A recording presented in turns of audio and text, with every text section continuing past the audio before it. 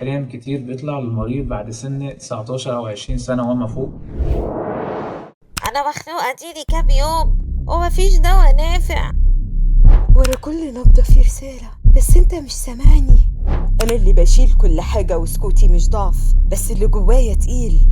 الكل فاكرني ماليش لازمة، بس لما بوجع الدنيا بتولع. كل عضو وجسمك ليه صوت، بس انت هتسأل أكشف ايه؟ يا دكتور بيجيلي وجع شديد جدا في ودني، بيجيلي وجع شديد تحت عند زوري أو في آخر الفك.